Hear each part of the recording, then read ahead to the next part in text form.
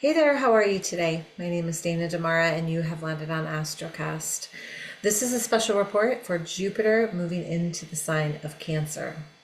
Jupiter moves into the sign of Cancer on June 9th, and we've been leading up to this with all these outer planets switching signs, right? Back in November, we had Pluto moving into the sign of Aquarius. It had been in Capricorn for almost 20 years. We had Saturn and Neptune move into the sign of Aries, which is a huge shift in energy. And now we have Jupiter following suit, Jupiter moving into Cancer. Jupiter takes between 10 to 12 years to get around the zodiac wheel, right? So it spends about a year in every sign. And so if we think in terms of that, if we think the last time Jupiter was in Cancer, when was this? It was around 2013. And so we're looking at these same type of themes coming up in our lives, but hopefully different, right? And so I like to think of life not moving as a straight line, right? Like we're not going from here to here to here to here. We're actually moving in a spiral, right? Just like the planets, we're moving in this spiral. And as we spiral in our life, the hope is that we spiral up. So our ideas, our energies, our awareness, the way we see things, our perspectives all start to spiral upwards. Not better, just upwards, where we have a higher viewpoint. So if we think of where we were in 2013 and where we are now, those same types of themes are going to come up, hopefully at a higher octave, if you will. So Jupiter's the planet of expansion. Jupiter's the planet of amplification. It's the planet of wisdom. It's the planet of knowledge. So when Jupiter enters into Cancer, our focus around this is actually about feeling, right? Because Cancer is the sign of emotions and sensitivity and higher octave. It's a water sign. So Cancer has this like really tough outer shell, like the crab, and super gooey and sensitive on the inside. So when Jupiter moves into the sign of Cancer, we might feel a little more emotional. We might feel a little bit more connected to our family and nurturing that sense of family and nourishment of our home, and this nurturing and nourishment theme will become amplified. We may start to focus in on our home, whatever that means, right? So whether we live alone or whether we live with family, or whether we live, in a apartment complex or a home, what is your home? Where is that homing device where you feel really connected? Jupiter also will expand our sensitivity and our feelings, right? And so we may feel more sensitive about what's going on in the world. We may feel more sensitive in relation to what people say or what people do, either directly or indirectly in our life. So our feelings are going to be amplified. Our sensitivity will be amplified. So again, last time Jupiter was in the sign of Cancer was June 2013 to July 2014, and I'm almost stuttering because I can remember where I was at that time. And so if you think about where you were at that time, ask yourself, what themes were happening for me? Who was around me?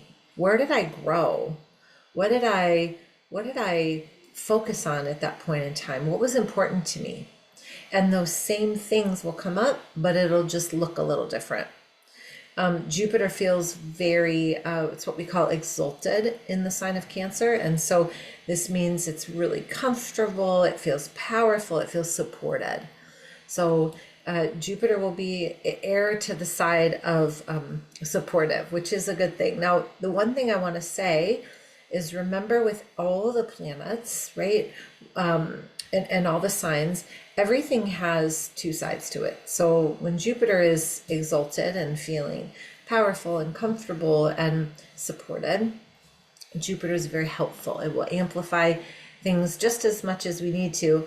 When Jupiter is excessive, this is where we fall into a sense of overwhelmment, or we learn too much, we say yes to too many things, we get overwhelmed. And so just play with that over the next year. And so as we move into this new energy feeling, right? And again, let's keep in mind Saturn, Neptune in the sign of Aries, huge transition in the way we run our life. It's a huge transition in how we see things. It's a huge transition in how we function. So when we now have this on top of Pluto in the sign of Aquarius, which is changing everything, by the way, Jupiter is going to reveal a little bit more for us. And then what we decide to do with that energy is what's going to be important. So I think allowing yourself some time to practice exercises like breath work, like sound healing, like yoga, meditation, these types of things are going to be important, so that as you take that outer gaze into the world, you see things differently. And you don't look at them through the eye of the ego, you look at them through the heart. And so as you move into this as we all moved into this new chapter, I really want to invite you to feel into that expansive energy.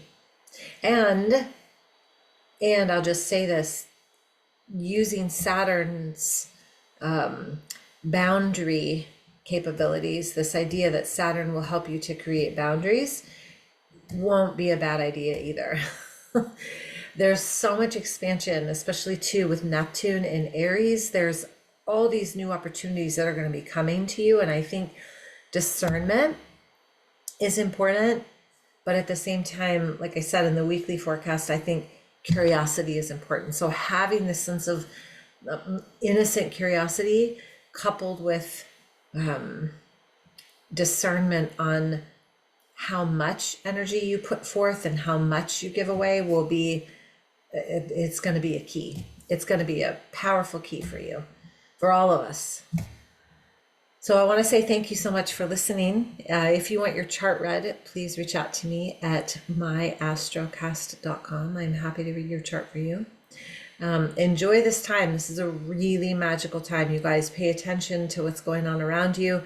Pay attention to the little synchronicities that you think mean nothing and actually mean everything. I want to say thank you so much. Have a beautiful day. Namaste.